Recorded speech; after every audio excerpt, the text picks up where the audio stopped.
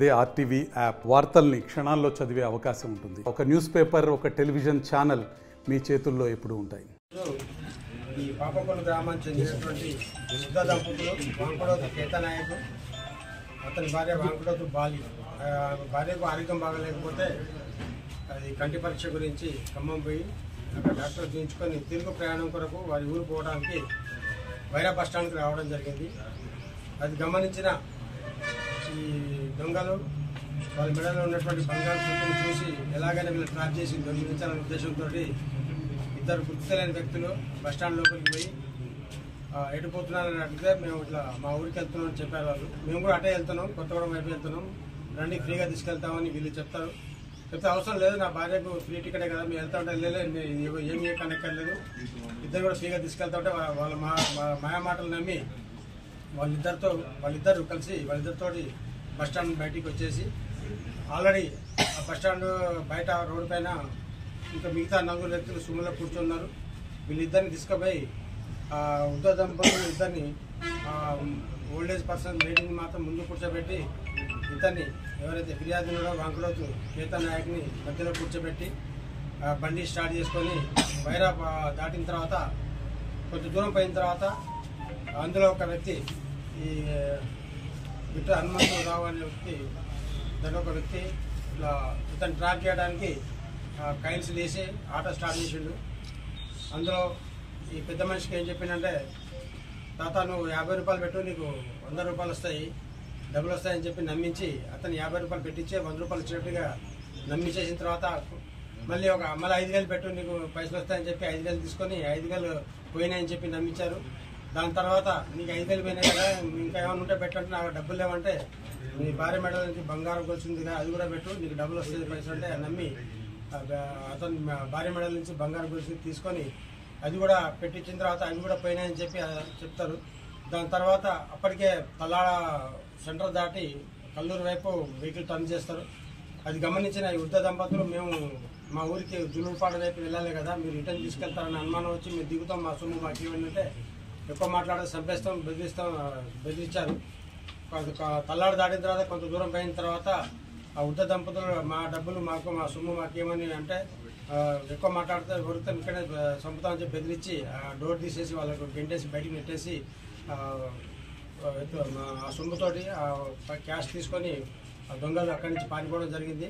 వెంటనే ఈ వృద్ధ దంపతులు ఇద్దరు తల్లాడ పోలీస్ స్టేషన్కి వచ్చేసి ఫిర్యాదు చేయడం జరిగింది. అంటే ఫిర్యాదుపై కేసు నమోదు చేసుకొని దర్యాప్తు ప్రారంభించింది. వెంటనే దర్యాప్తులో భాగంగా ఎక్కడైతే వీళ్ళు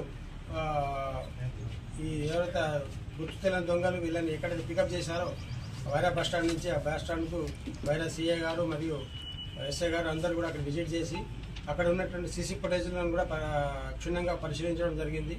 ఆ సీసీ ఫుటేజ్లలో ఎవరైతే ఈ దొంగలు ఏదైతే వెహికల్ వాడారో టాటా సుమో, తర్వాత దాంట్లో వచ్చినటువంటి అనుమానితులు కూడా ఆ ఫోటోలు కూడా క్యాప్చర్ చేయడం జరిగింది. అందులో భాగంగా దర్యాప్తులో భాగంగా వెంటనే మన గౌరవనీయులైన మా ఖమ్మం సిపి గారు ఆదేశానుసారము వెంటనే ఒక 2 టీమ్స్ ఫామ్ చేయడం జరిగింది. అందులో భాగంగా ఈ దర్యాప్తులో భాగంగా ఈరోజు మన వైరా సిఐ గారు మరియు వారి సిబ్బంది ఈ జగన్నాథపురం క్రాస్ రోడ్ దగ్గర వెహికల్ చెక్ చేస్తుండగా బోనకల్ సైడ్ నుంచి టాటా సుమోలో ఒక 5 వ్యక్తులు అక్కడ రావడం జరిగింది. వెంటనే వాళ్ళని పట్టుకొని విచారించగా వాళ్ళ పేర్లు ఒకటి Bandari Yedukondalu, Vaddera caste, native of Satuluru, Nadella మండలం, పల్నాడు జిల్లా.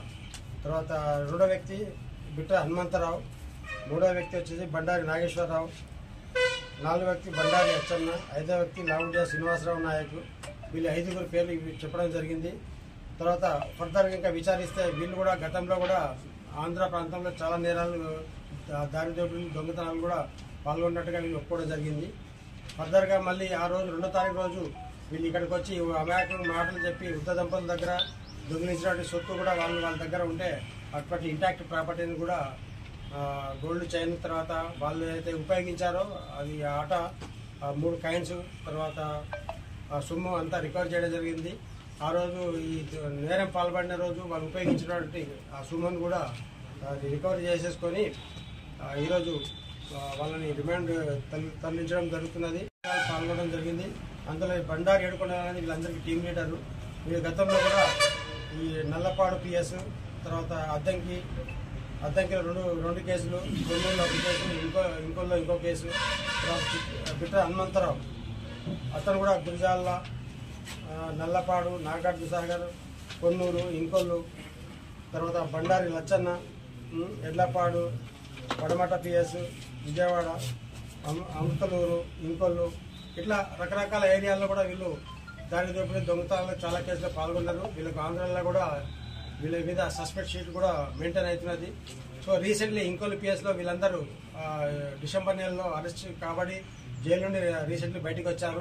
మనం ఇక్కడ కంటిన్యూగా దొంగతనాలు చేస్తుంటే ఇక్కడ ఆంధ్రాలో మనం పట్టుబడుతున్న ఉద్దేశంతో ప్లాన్గా మనం ఎక్కడ దూరం పోయి ఒక అఫెన్స్ చేద్దాం, అక్కడ దొరకరు మనకి ఎవరు గుర్తుపడిన ఉద్దేశంతో రీసెంట్లీ ఒక టాటా సుమో కూడా వీళ్ళు పర్చేజ్ చేసుకుని ఏడుకొండలు అతని ఇద్దరు కొడుకులతో పాటు మిగతా 4 వ్యక్తులతో మొత్తం 6 ముఠాగా ఏర్పడి 2వ తారీఖు రోజు ఇక్కడ వచ్చి ఉద్దదంపల దగ్గర మాయమాటలు చెప్పి ఈ నేరానికి పాల్పడడం జరిగింది.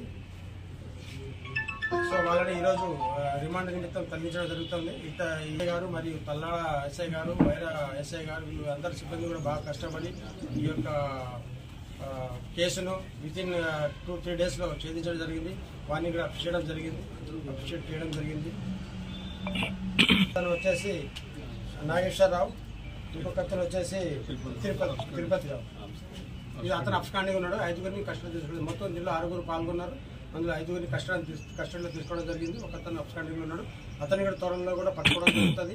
తొందరలో ఇన్వెస్టిగేషన్ కంప్లీట్ చేసేసి చార్జ్షీట్ వేసేసి వీళ్ళని కన్విక్షన్ అయ్యేటట్టు కూడా తొందరలో చూడండి. మరిన్ని వీడియోస్ కోసం ఛానల్ ని సబ్స్క్రైబ్ చేయండి. లేటెస్ట్ అప్డేట్స్ కోసం వాట్సాప్ ఛానల్ ని ఫాలో చేయండి. అండ్ లింక్ డిస్క్రిప్షన్ లో ఉంది.